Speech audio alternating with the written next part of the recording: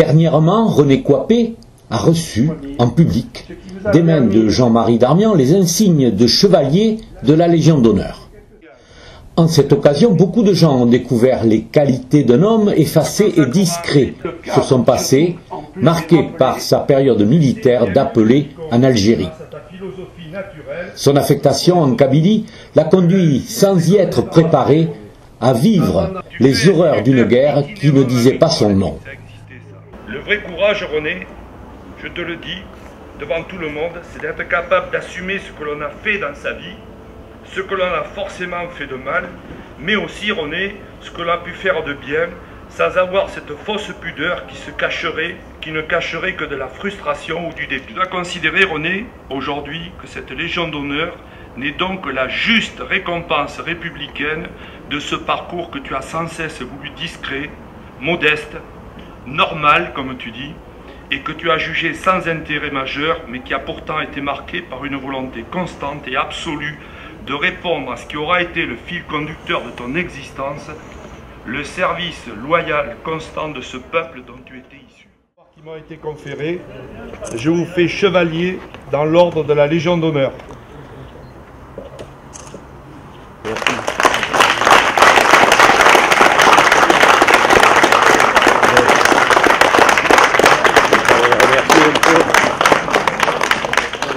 Il n'y a pas grand chose à dire, mais j'ai tellement reçu d'éloges là que je me demande si je les mérite d'ailleurs.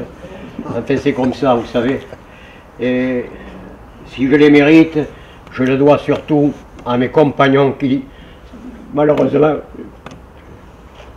ne sont plus là. J'ai quand même laissé dans ce micro-parcours en Algérie 118 hommes. 118 hommes, si vous voulez, certains de 20 ans. Et puis, j'ai aussi une petite pensée pour ces harkis. J'avais 2 sections de harkis. Et d'après ce que j'ai cru comprendre avec l'accord d'Évian, la plupart ont été égorgés.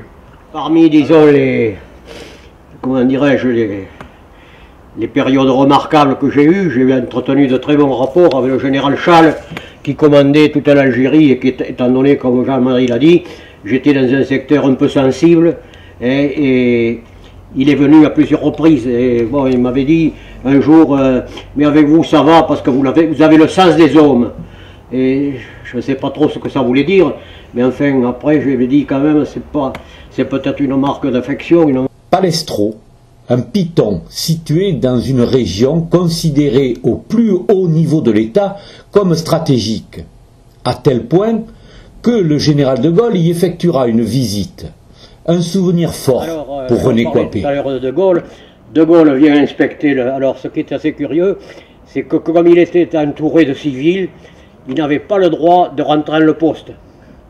Et alors il avait fallu aménager à côté une aire pour les recevoir. Et alors de Gaulle puis sa suite.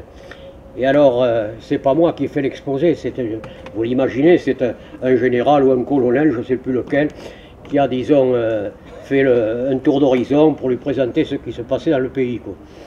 Et alors, ça m'a un peu choqué, parce que moi j'étais sur le côté, comme si vous voulez là, et alors quand il savait que j'étais le chef de poste, et alors, quand il a eu terminé, il est venu me voir, il m'a dit, qu'est-ce que vous en pensez, vous? Donc il était un peu sceptique, si vous voulez, sur ce qu'on lui avait présenté. Alors je lui dis, mon général, moi, vous savez, je suis un civil transformé en militaire, et je n'ai pas une idée bien arrêtée sur la suite du système, quoi. Et voilà, et alors il est parti, et il m'a donné un billet de 10 000 à l'époque. C'est pas lui qui me l'a donné, c'est son aide de camp, qui était son beau-frère, le général de Boissieu. Hein? Alors voilà comment ça s'est passé. Alors j'ai eu deux gros légumes, là, le général Chal un peu. Mais les souvenirs de personnes, les souvenirs humains, je les garde quand même. Je les vois encore, ces harkis. Et si vous voulez, ils étaient quand même 60 souvent. Et chaque fois qu'on faisait, disons, une embuscade de nuit avec les harkis, parce que malheureusement, ils passaient souvent les premiers, ils demandaient toujours avec l'ICHEF, hein, c'est-à-dire avec moi. Et ils tenaient à ce que je sois avec eux. Sa Légion d'honneur n'effacera pas ces images, ces souvenirs. qui pour certains sont durs à évoquer. René vit avec. Ce moment de partage lui a permis d'exprimer une partie de son passé dont la France doit assumer sa part de responsabilité.